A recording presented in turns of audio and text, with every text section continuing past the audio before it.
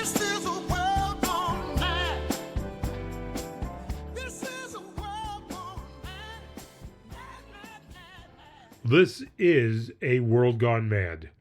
Hello, I'm Jeff Allen Wolf, and I give my commentary on national and world news and politics. Welcome to the Resistance. Here we go. More incompetence, if there could happen anymore for Donald Trump. More incompetence about the Russia and Ukraine war.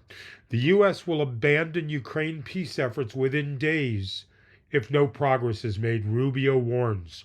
The United States could end its efforts on ending the Ukrainian conflict within days if there are no signs of progress, U.S. Secretary of State Marco Rubio warned Friday. If it is not possible to end the war in Ukraine, we need to move on, he told reporters before departing Paris, where he had held high-level talks with European and Ukrainian officials.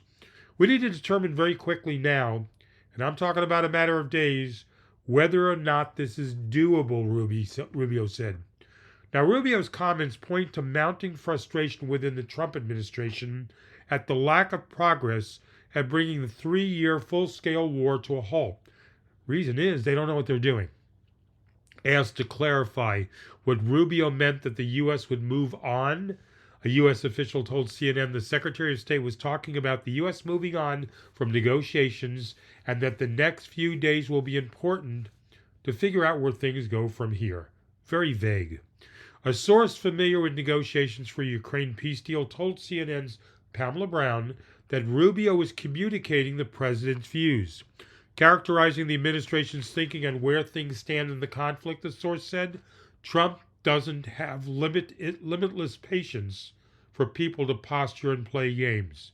You're talking about Russia and Putin, Donald, not Zelensky.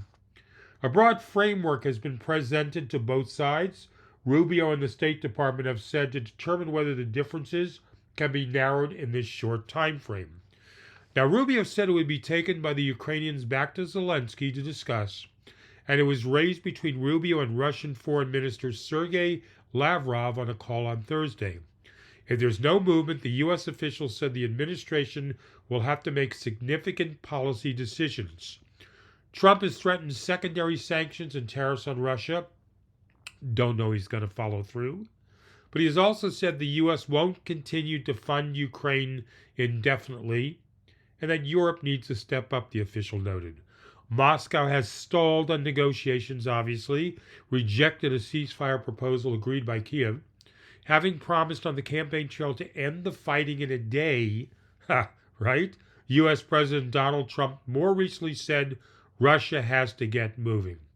No shit, Donald. Despite U.S. officials holding talks with Ukrainian and European counterparts on Thursday, in what the State Department touted as an excellent exchange and progress being made toward a landmark minerals deal between Washington and Kiev, peace still feels out of reach. Meanwhile, a partial ceasefire on energy infrastructure brokered by the U.S. came to an end on Thursday, an agreement both sides frequently accused each other of violating. So what would a move on look like? Trump and Rubio saying, in essence, we need to move on. So what exactly does we need to move on look like? Well, here's one interesting option that someone's proposing. The option might be to redouble the U.S. military support for Ukraine. Despite Trump's efforts to court the Kremlin, or perhaps because of them, Russian intransigence has emerged as the main obstacle to peace, such as Moscow's foot-dragging over Trump's proposed 30-day ceasefire, to which Ukraine alone has agreed. Now, admittedly, fresh deliveries of billions of dollars more of American arms to Ukraine may be an unpopular policy U-turn among some Trump supporters, but a newly invigorated Ukrainian pushback on the battlefield could encourage the Kremlin to reassess its negotiating position. New, properly tough U.S. sanctions on Russian oil and gas and those who buy it have also been touted as a potential means of applying maximum pressure on Moscow. Look, these people are incompetent.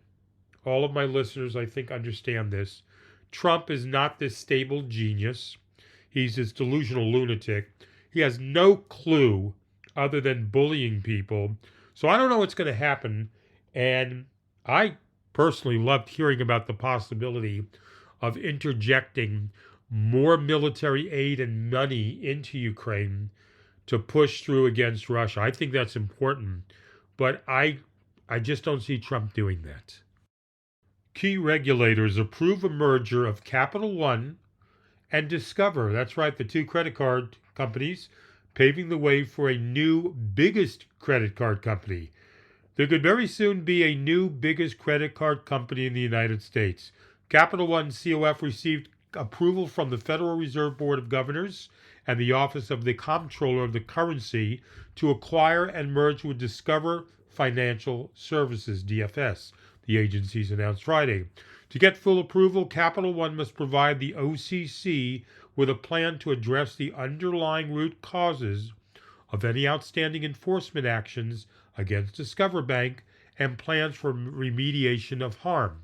Now, the all-stock deal, first announced over a year ago, would give Capital One a major leg up against competing credit card issuing banks such as JP Morgan Chase, JPM, Bank of America, BAC, and Citicorp, C, which don't process transactions themselves. It would also give Capital One a new source of revenue from the merchant fees it collects. For existing Discover customers, the move could increase merchant acceptance rates. But there's also a risk that they could face higher credit card interest rates. So again, two companies merging. It's all about the money. We know this. Who gets screwed in the process? The consumers. Higher rates, less acceptance of the Discover card. Nothing new under the sun in America with pure capitalism by Capital One and Discover to benefit probably Capital One more. That's all that's happening. We lose, they win. Can Trump fire Jerome Powell? The Supreme Court may soon offer some clues. President Donald Trump's call for the termination of Federal Reserve Chair Jerome Powell landed Thursday as the Supreme Court is weighing a fast-moving appeal over two independent agencies that has increasingly become a proxy battle for control of the nation's powerful central bank. A decision in the emergency appeal could enable Trump to assert control over independent agencies as he tries to subsume their power within the executive branch, or it could significantly slow that effort. Now, at issue for the Supreme Court is Trump's firing of senior officials at two independent agencies that oversee workplace protections for federal employees.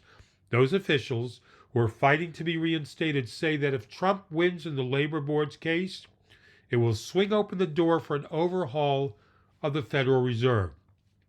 Jerome Powell of the Fed, who is always too late and wrong, yesterday issued a report which was another and typical complete mess, Trump posted Thursday on social media. Powell's termination cannot come fast enough, Trump added.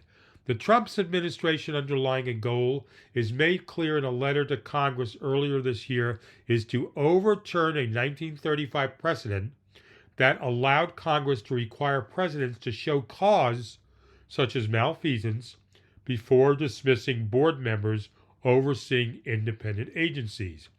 Now, such a decision could have vast implications for a host of agencies Congress set up to be independent, listen carefully, independent from the political whims of Donald the Delusional and his White House. But Trump has argued that neither courts nor Congress should stand in the way of his efforts to capture more control of those agencies by firing their leaders. The president should not be forced to delegate his executive power to agency heads who are demonstrably at odds with the administration's policy objectives for a single day, much less for the months that it would likely take for the courts to resolve this litigation. Solicitor General D. John Sawyer, the Trump administration's top appellate lawyer, told the Supreme Court earlier this month. The litigation over the two labor agencies will likely ultimately tee up a question about a key 1935 Supreme Court precedent, Humphrey's Executor versus U.S., that allows Congress to put some distance between the White House and the independent agencies. Overturning that ruling by Trump through the Supreme Court would give presidents immense power to sweep away from service officials who enforce antitrust laws, labor rules, and disclosure requirements for publicly traded companies. So, this is like a land grab by Donald Trump, more of a power grab. More powers coming to me. Look at me. I'm the stable genius.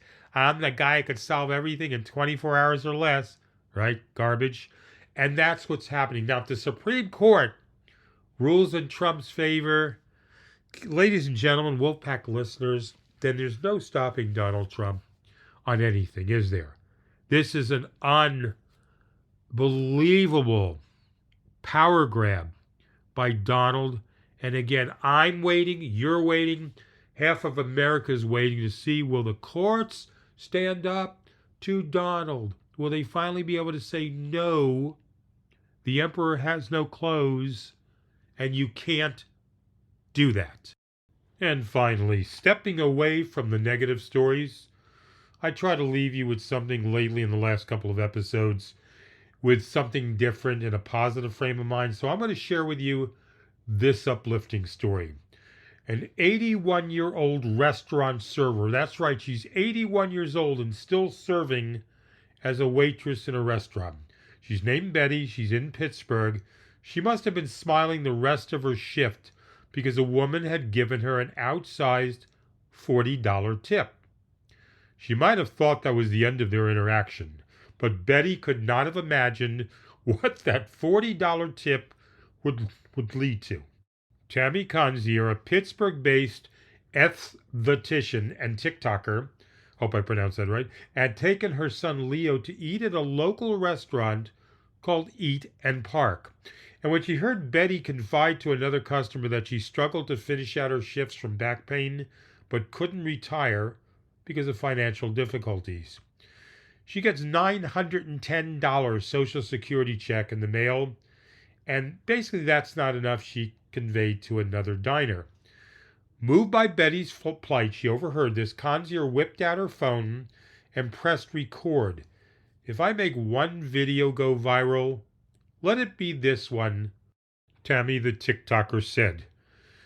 Describing to her fans on TikTok Betty's situation, she announced she'd give any proceeds that her TikTok Creator Rewards program might generate from the post to Betty, and post-scripted the video by offering Betty $40 or all the money in my purse.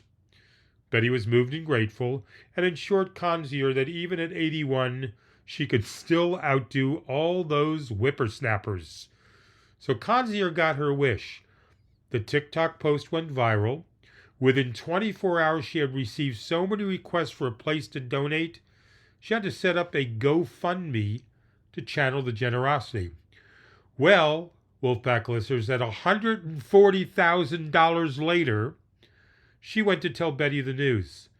I think I'd better get a financial advisor, the 81-year-old Betty said, clearly stunned. You don't know what this is going to help me for. Conzier posted a couple of updates on the situation of Betty, and every time the GoFundMe swelled until it reached, ready, $300,000. I cannot express how grateful Betty is for her retirement fund, Conzier wrote in the final update on the fundraiser. My lawyer, Max Petunia, and I have set Betty up with an elder law attorney, Colin Morgan of Julian Gray Associates. We are in the process of setting up a trust fund for Betty so her social services are not affected. Thank you again for your donations, Tammy said. We expect to close the GoFundMe at the end of April. That's cool. 81-year-old waitress Betty. A diner overhears about her plight and her struggles, decides to post a video, gets response, does a GoFundMe, and $300,000 at that point. It's nice that some people help others, and thank you for that, Tammy. And Betty, we hope you can finally relax at 81 and not have to work so hard. If you, the Wolfpack listeners, have any comments on today's episode, this particular story, or any feedback at all, say hello. Take a minute out of your day to send me a text, an email, or a voice message. I'm not asking for a lot, people. I do like hearing from you, the listeners. Thank you in advance. You have the email, you have the phone number. You can reach me on Blue Sky. And if you're not sure about my contact information, listen to a previous episode or look at the bottom in the transcripts. I'll be back again Monday. This is A World Gone Mad. I'm Jeff Allen Wolf, and without your comments, your feedback, your engagement, I'm sitting in a room talking to myself. Hint, hint. Stay hopeful. There is chaos in the world. Can't you see?